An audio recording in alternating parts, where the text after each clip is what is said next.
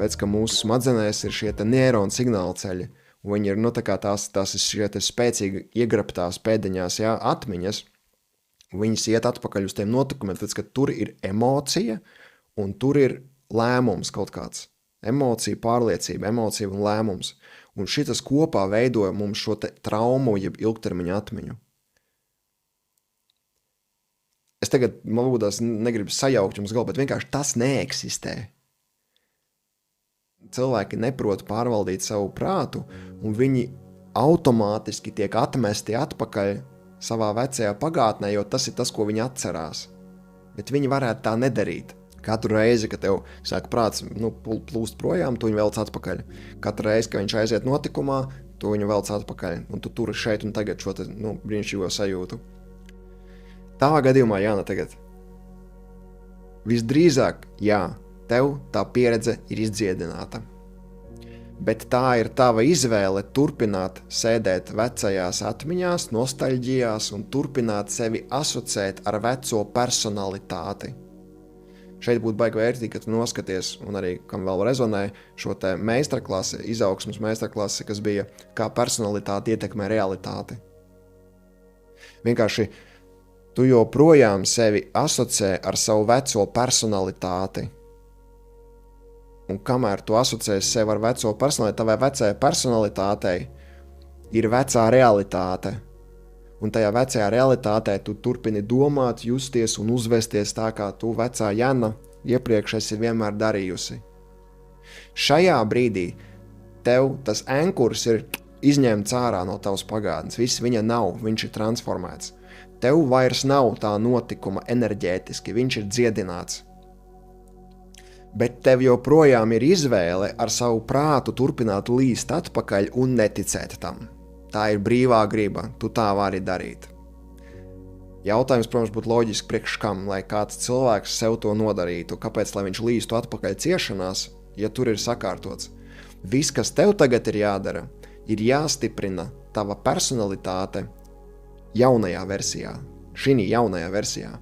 Ko tagad tava jaunā personalitāte, kā viņa domā, kā viņa jūtās, kā viņa uzvedās. Tas ir tas, ko mēs apgūstam caur šo te kursu, kas bija prāta programmēšana. Šī te jaunā tava personalitāte. Tev ir jāattīsta un jāenkuro tagad, vairāk jādomā par to, kas tu gribi būt tagad, nevis jāturpina atcerēties tas, kāda tu biji pagātnē. Tāpēc, ka tā, kas tu biji pagātnē, tā dzīvo tajās ciešanās. Tā, kas esi tu tagad, tev ir iespēja dzīvot brīvi, sirsnībā, vieglumā. Bet joprojām tā būs tava izvēle turpināt vilkt veco savu to bagāžu līdz, atteikties noticēt, ka tas tā var būt, it's ok. Un tu vari turpināt prasīt visus jautājumus, kāpēc man tas, vienā brīdī mums vairs nav ko atbildēt. Tāpēc, ka tu vienkārši izvēlies sēdēt savā pagātnē, brīdī, kad tev vajadzētu būt tagadnē. Tā ir katra cilvēka brīvā griba, un tur neko nevar izdarīt. Vienā brīdī mēs arī vairs neko nevaram izdarīt, tā ir tava brīvā griba. Tava, bet jebkuram, mūsu visu, man arī. Tas nav tikai par tevi, Jāna, tas ir par visiem mums. Mums ir brīvā griba palikt savā vecajā huiņā. Neviens mums to nevar atņemt. Bet tā ir vesela, pieaugušā cilvēka pozīcija, ka mēs izvēlamies savu personalitāti adaptēt šai te jaunajai vēlamajai realitātei.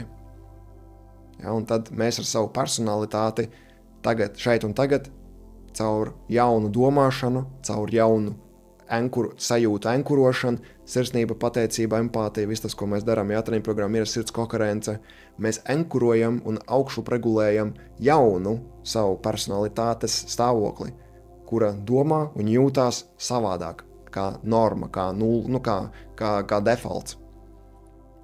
Un šī mūsu jaunā personalitāte veidos mūsu jauno personīgo realitāti. Tātad notikumi mainīsies, tāpēc, ka mēs mainamies. Tāpēc, ka mēs izvēlamies nevis atkal, bet vēlreiz, šeit nestrādās, ja jūs turpināt visu laiku atskatīties pār plecu, tas vēlreiz, tā ir jūsu izvēle. Vienkārši jūs varat to nedarīt vairāk.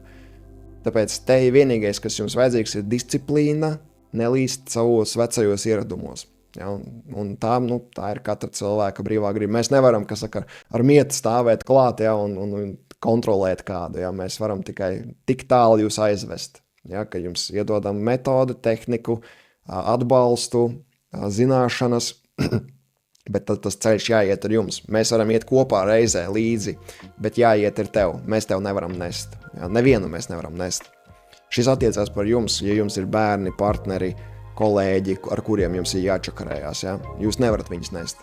Nu, jūs varat tikai viņiem piedāvāt jaunu versiju, kā iet, ja? Bet viņiem pašiem būs jāiet eventuāli.